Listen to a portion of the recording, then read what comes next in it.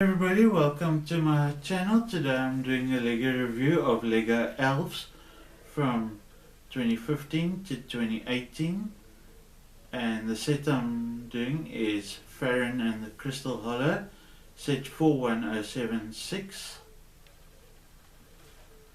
As you can see, you get Farren, and this is the Crystal Hollow.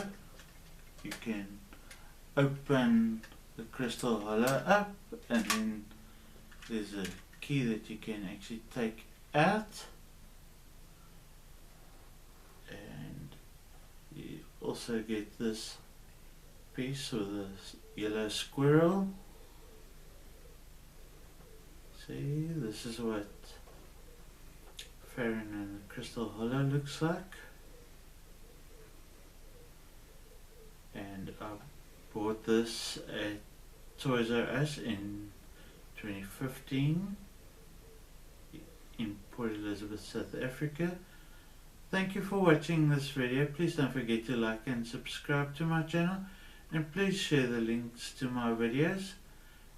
And if toy companies want to contact me, my email is in the link in the description below. Thank you.